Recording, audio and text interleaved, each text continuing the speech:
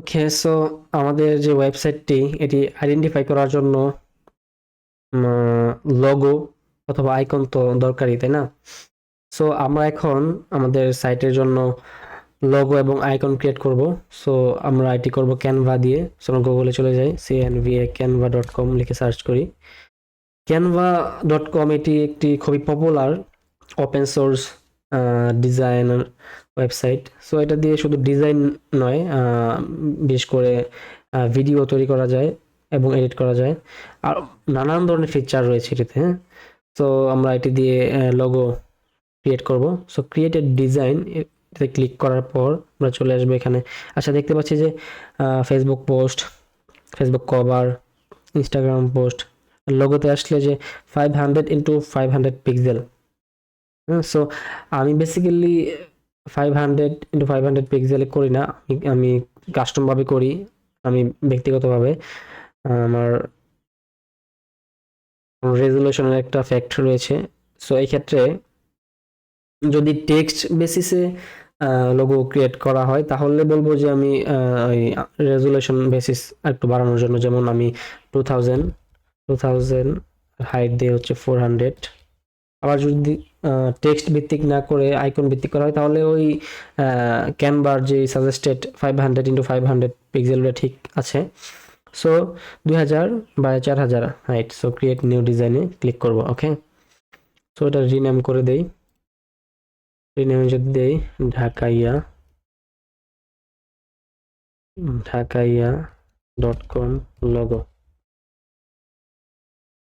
ওকে, so বাম সাইডেই আমি দেখতে পাচ্ছি যে এলিমেন্টস, এখানে বিভিন্ন ধরনের এলিমেন্টস রয়েছে, ইনবিল্ট, তারপর টেক্সট, তারপর নিচে যে চলে যায় আপলোডস।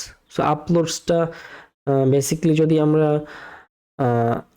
এই ক্যানভার এই ডিজাইন সেকশনটাতে আমরা যদি আমাদের নিজেদের কোনো ইমেজ অ্যাড করতে চাই, অথবা যদি আমরা সাপোজ গুগল থেকে অ্যাড করলাম, গুগল থেকে ডাউনলোড করে আমরা চাই যে এখানে অ্যাড করে আনার জন্য, সো ওই ক্ষেত্রে আমরা এখানে আপলোড করে তারপর আমরা এখান থেকে অ্যাড করে দিতে পারবো। সো যেহেতু আমি টেক্সট বেসিস লোগো তৈরি করব, সো টেক্সটে ক্লিক করব, তারপর নিচে চলে যাব। বিশেষ করে এই ফন্টটি আমার খুব পছন্দের একটি ফন্ট। সো ঢাকাইয়া, ঢাকাইয়া, ঢাকাইয়া.com।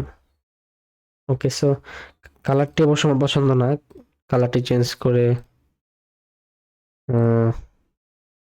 না, ফার্স্টেটাই আই থিঙ্ক নাইস, ওই কালারটি দিয়ে দিব। সো যেহেতু এটি একটি ই কমার্স স্টোর, সো ই কমার্সের জন্য একটি কার্ট সিম্বল যদি থাকে ই কমার্সের জন্য তাহলে হয়তো ভালো হয়। সো আমি বাম সাইডে এলিমেন্টসে চলে যাব, CART কার্ট লিখে যদি সার্চ করি, সো এই ক্ষেত্রে যদি এই যে এটা নিতে পারি, এই কার্ডটি, এটা কালারটি আমি লোগোর কালার মতো করে দিব। ও ওয়াও, ইটস নাইস। তো একটু বিগ সাইজ করে দেই। সো ঢাকা টেক্সটিও একটু সাইজ করে দিই, এটা থেকে এটা একটু বিগ সাইজ করা লাগবে, একটু স্পেস। ওকে, তো সেন্টার করে দিব, এটা অ্যালাইন করে দিই। আচ্ছা, ইটস নাও, আচ্ছা সেন্টার রয়েছে। সো আমরা আমাদের লোগো কিন্তু ক্রিয়েট হয়ে গিয়েছে। আমরা চাইলে আমাদের টেক্সট ছাড়াও যদি আমরা অ্যাড পেজে ক্লিক করি, এখানে অন্য যে কোনো টেক্সট দিয়ে লোগো আমরা ক্রিয়েট করে নিতে পারবো। সো আমরা যদি এখন এই ক্রিয়েটেড আমাদের বানানো এই লোগোটি যদি আমরা নিতে চাই, আমাদের তো ডাউনলোড করতে হবে। সো রাইট সাইডে শেয়ার বাটন রয়েছে, শেয়ার বাটনে আমরা চলে যাব, তারপর নিচে আসলে ডাউনলোড। সো এখানে পিএনজি সাজেস্টেড, তারাই সাজেস্ট করতেছে যেহেতু লোগো, সো পিএনজি সাজেস্টেড করতেছে, আর লোগোর ক্ষেত্রে অবশ্যই পিএনজি ইউজ করবেন। So download. ওকে, আচ্ছা ডাউনলোড, এখানে অল পেজেস হয়েছে। আমি যদি এখান থেকে শুধু পেজ 1 এক নাম্বার পেজটি, যেহেতু এখানে ডিজাইন রয়েছে, ডান দেই, তারপর ডাউনলোড দেই।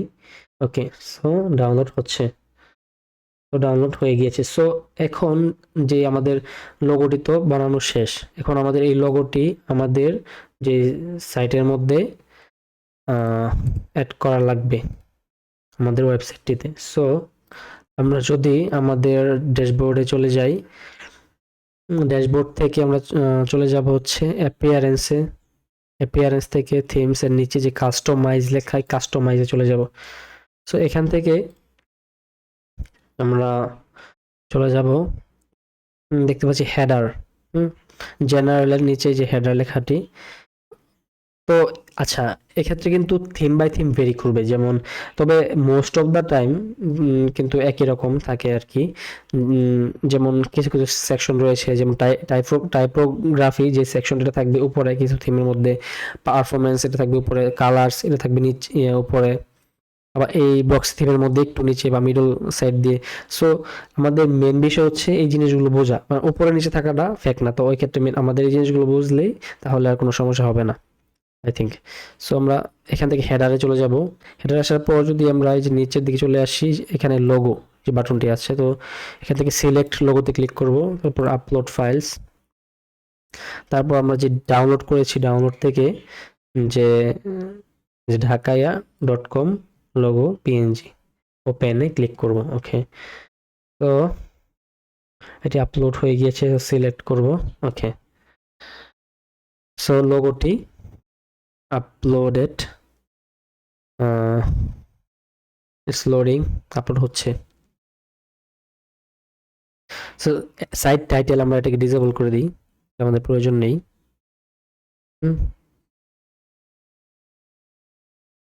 সো সিলেক্ট, হ্যাঁ চলে আসছে আমাদের লোগোটি।